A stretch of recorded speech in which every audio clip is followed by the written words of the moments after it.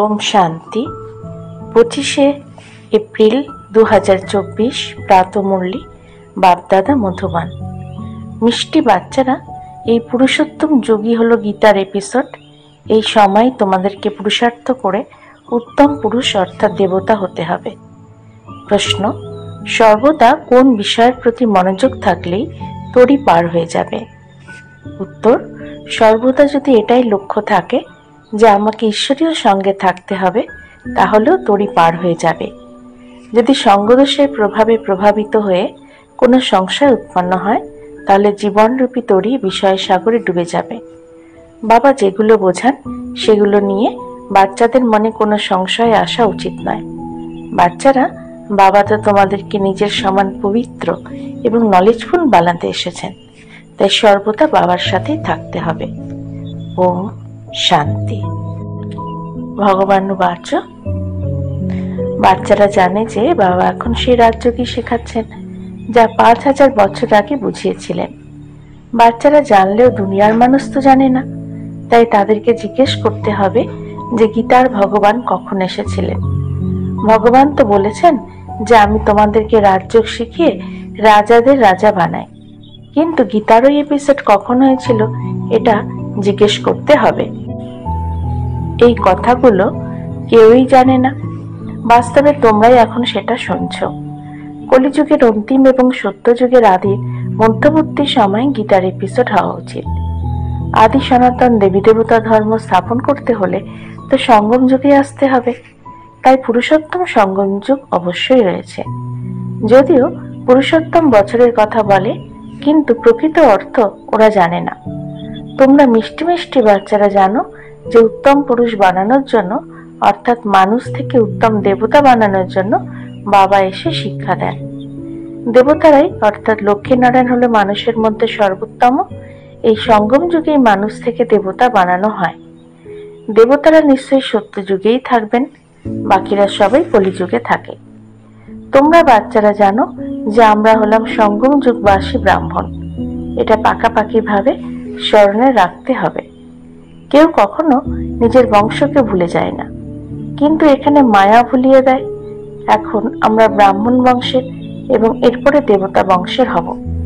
এটা স্মরণে থাকলেই অনেক খুশি হবে। তোমরা রাজযোগের শিক্ষা অর্জন করছো। তোমরা সবাইকেই বোঝাও যে ভগবান এখন পুনরায় গীতার জ্ঞান শোনাচ্ছেন এবং ভারতের প্রাচীন যোগ শেখাচ্ছেন। আমরা মানুষ থেকে দেবতা হচ্ছি। বাবা বলেছেন কাম বিকার হলো সব থেকে বড় শত্রু। এর উপরে বিজয় লাভ করার ফলে তোমরা জগজ্জিত হয়ে যাও। পবিত্রতার বিষয় নিয়ে কতই না তর্ক করে। দুনিয়ার মানুষের কাছে বিকার একটা সম্পত্তির মতো। লৌকিক পিতার কাছ থেকে এই উত্তরাধিকার প্রাপ্ত হয়। পিতার কাছ থেকে সন্তান সবার আগে এই উত্তরাধিকারটাই লাভ করে। বিয়ে শাদী করিয়ে জীবন বরবাদ করে দেয়। অপরদিকে অসীম জগতের বাবা বলছেন কাম বিকার হলো সব থেকে বড় শত্রু। তাই এই কাম বিকারের উপরে বিজয়ী হলে জগজ্জিত হওয়া যাবে। বাবা তো নিশ্চয়ই সঙ্গম যুগে আসবেন। মহাভারতের ভয়ঙ্কর যুদ্ধ হবে। আমরা এখানে রয়েছি, এমন নয় যে সবাই হঠাৎ করে কাম বিকারের উপরে বিজয়ী হয়ে যাবে। সব কিছুতেই সময় লাগে। অধিকাংশ ক্ষেত্রে বাচ্চারা বাবাকে পত্রতে লেখে, বাবা আমি বিষয় বৈতরণী নদীতে ডুবে আছি। সেক্ষেত্রে অবশ্যই বাবা কোনো নির্দেশ দেবেন। বাবার নির্দেশ হলো কাম বিকারের উপরে বিজয়ী হলে তুমি জগজ্জিত হবে। এমন নয় জগজ্জিত হওয়ার পর তুমি পুনরায় কাম বিকারগ্রস্ত হয়ে যাবে। এই লক্ষ্মী নারায়ণ হলো জগজ্জিত। এদেরকে সম্পূর্ণ নির্বিকারী বলা হয়। দেবতাদেরকে সকলেই নির্বিকারী বলে। ওই সময়টাকেই তোমরা রাম রাজ্য বলো। ওটা হলো নির্বিকারী দুনিয়া। এটা হলো বিকারী দুনিয়া, অপবিত্র গৃহস্থ আশ্রম। বাবা বুঝিয়েছেন তোমরা একসময় পবিত্র গৃহস্থ আশ্রমে ছিলে, এখন 84 জন্ম নিতে নিতে অপবিত্র হয়ে গেছো। এটা হলো 84 জন্মের কাহিনী। নতুন দুনিয়া তো অবশ্যই নির্বিকারী হবে। স্বয়ং ভগবান অর্থাৎ পবিত্রতার সাগর সেই দুনিয়া স্থাপন করেন। এরপর রাবণ রাজ্য অবশ্যই আসবে। রাম রাজ্য এবং রাবণ রাজ্যের নাম প্রচলিত রয়েছে। রাবণ রাজ্য মানে অসুরদের রাজত্ব। তোমরা এখন সেই অসুরী রাজত্বে রয়েছ। এই লক্ষ্মী নারায়ণ হলো দৈবী রাজত্বের নিদর্শন। তোমরা বাচ্চারা প্রভাত ফেরি ইত্যাদির আয়োজন করো। ভোরবেলাকে প্রভাত বলা হয়। ওই সময় মানুষ শুয়ে থাকে, তাই দেরি করে কাজে বেরোয়।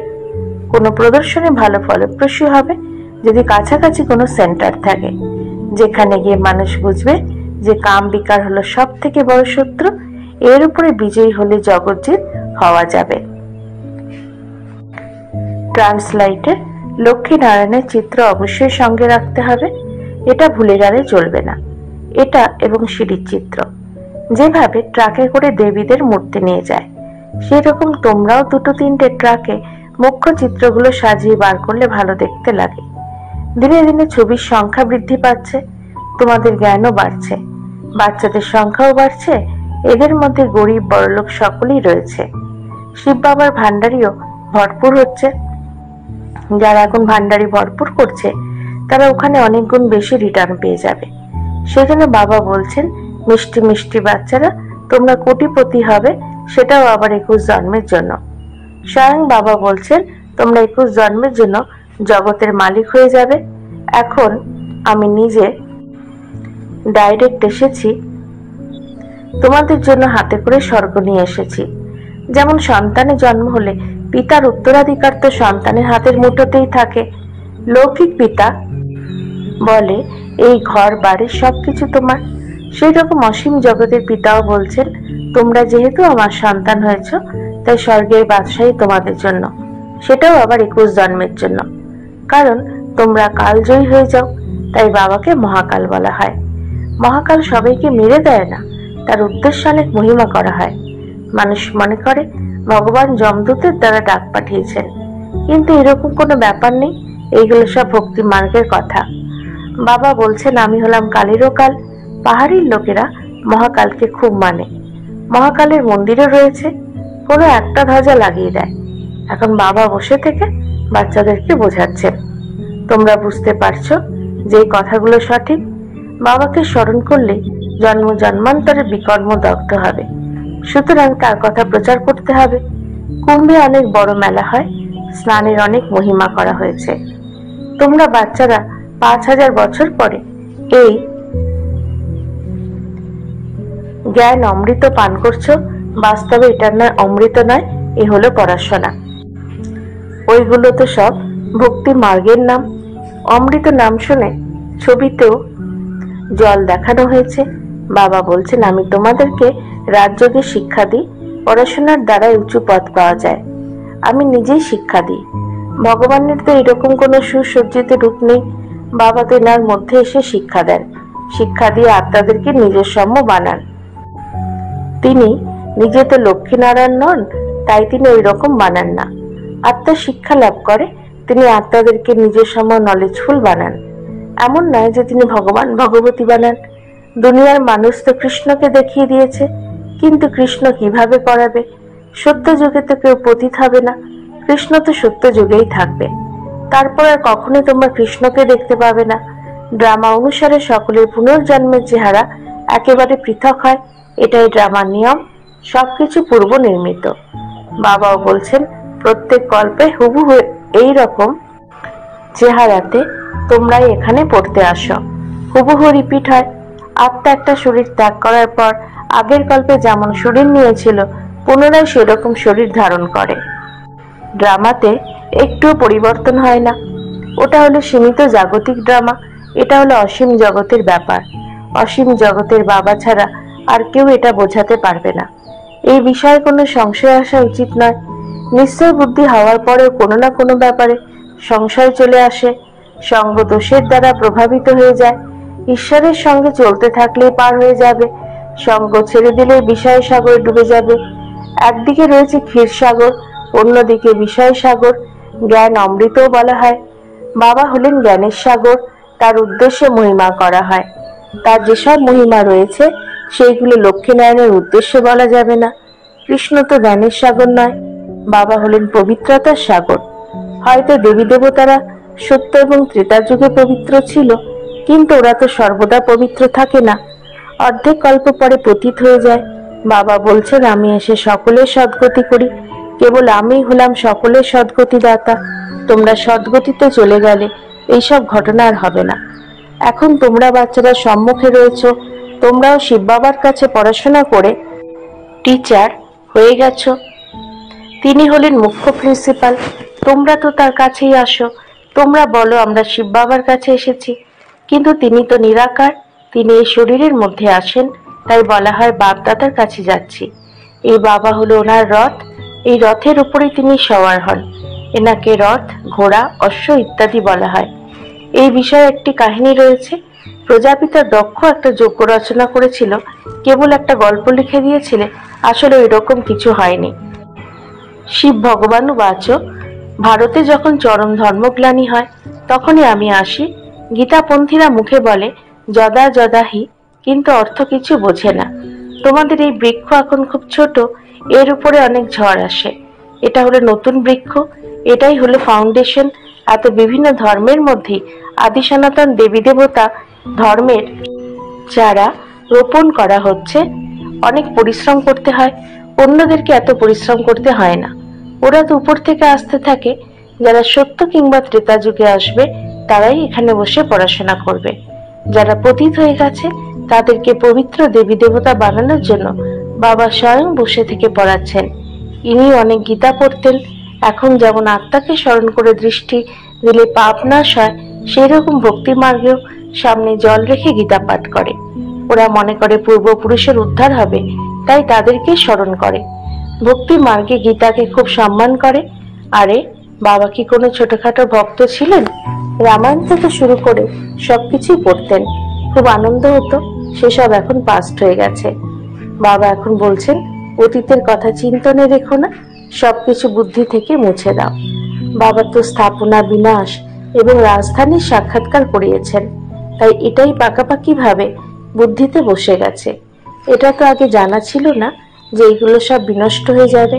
বাবা বুঝিয়েছেন যে এইরকম ঘটনা ঘটবে, আর বেশি দেরি নেই। আমি গিয়ে অমুক রাজা হব।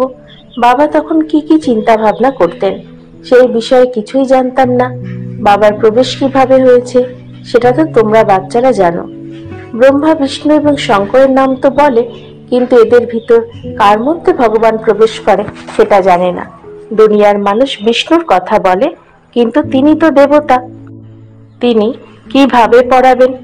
বাবা স্বয়ং বলছেন আমি এনার মধ্যে প্রবেশ করি, তাই বলা হয় ব্রহ্মার দ্বারা স্থাপন, এনার দ্বারা পালন, আর এনার দ্বারাই বিনাশ হয়। এই কথাগুলো ভালোভাবে বুঝতে হবে। ভগবান বাচ, আমি তোমাদেরকে রাজযোগ শেখাই, কিন্তু ভগবান কখন এসে রাজযোগ শেখান আর রাজত্ব দেন এটা এখন তোমরা বুঝেছ। 84 জন্মের রহস্য বোঝানো হয়েছে, পূজ্য এবং পূজারীর বিষয়ে বোঝানো হয়েছে। সমগ্র দুনিয়া যে শান্তির রাজত্ব চায়, সেই শান্তির রাজ্যতে লক্ষ্মী নারায়ণের সময়ই ছিল। যখন লক্ষ্মী নারায়ণের রাজত্ব ছিল তখন বাকি সবাই শান্তিধামে ছিল। এখন আমরা শ্রীমত অনুসারে এই কার্য করছি, আগে অনেকবার করেছি এবং ভবিষ্যতেও করব। এটাও জানা আছে কোটির মধ্যে কেউ বুঝবে, যারা দেবী দেবতা ধর্মের তাদের বুদ্ধিতেই টাচ হবে। এটা কেবল ভারতের কথা, যারা এই কুলের দ্বারাই উঠে এসেছে এবং আসতে থাকবে। যেমন তোমরা উঠে এসেছ, সেই রকম অনেক প্রজা তৈরি হবে। যে ভালো পড়াশোনা করবে সে ভালো পথ পাবে। আসল হলো জ্ঞান আর যোগ। যোগের জন্য জ্ঞানের প্রয়োজন, এরপর পাওয়ার হাউসের সাথে যোগযুক্ত হতে হবে। যোগের দ্বারাই বিকর্ম বিনষ্ট হবে এবং হেলদি হবে, পাস উইথ অনার হয়ে যাবে। আচ্ছা, মিষ্টি মিষ্টি হারানিধি বাচ্চাদের প্রতি মাতা পিতা বাপ দাদার স্মরণে স্নেহ সুমন আর সুপ্রভাত। আর তাদের পিতা তার আত্মারূপী বাচ্চাদেরকে জানাচ্ছেন নমস্কার। আমাদেরও বাপ দাদাকে ধন্যবাদ, নমস্কার। ধারণার জন্য মুখ্য সার 1, যেটা অতীত হয়ে গেছে সেটা নিয়ে চিন্তন করা উচিত নয়। এতদিন যা কিছু পড়েছ সেই সব ভুলে কেবল বাবার কাছ থেকেই শুনতে হবে এবং নিজের ব্রাহ্মণকুল সর্বদা স্মৃতিতে রাখতে হবে। 2, সম্পূর্ণ নিশ্চয় বুদ্ধি হয়ে থাকতে হবে। কোনো ব্যাপারে সংশয় প্রকাশ করা উচিত নয়। ঈশ্বরীয় সঙ্গ এবং পড়াশোনা কখনোই ছাড়া যাবে না। বরদান, আধ্যাত্মিক দ্বৈতের আকর্ষণে আকৃষ্ট হয়ে পরিশ্রম করা থেকে মুক্ত থাকা, আধ্যাত্মিক দ্বৈতা ভব। প্রেমিক তার হারিয়ে যাওয়া প্রেমিকাদের দেখে খুশি হচ্ছেন। আধ্যাত্মিক আকর্ষণে আকৃষ্ট হয়ে নিজের সত্য প্রেমিককে জেনে গেছ। পেয়ে গেছো, যথার্থ ঠিকানাতে পৌঁছে গেছো। যখন এইরকম দ্বৈতা আত্মারা এই প্রেমের গণ্ডির ভিতরে পৌঁছে যায়, তখন অনেক প্রকারের পরিশ্রম থেকে মুক্ত হয়ে যায়। কেননা এখানে জ্ঞান সাগরের স্নেহের তরঙ্গ, শক্তির তরঙ্গ সদাকালের জন্য রিফ্রেশ করে দেয়। এই মনোরঞ্জনের বিশেষ স্থান, মিলনের স্থান তোমাদের জন্য প্রিয়তম বানিয়েছেন। স্লোগান: একান্তবাসী হওয়ার সাথে সাথে একো নামী আরিকো নামী হও। ওম শান্তি।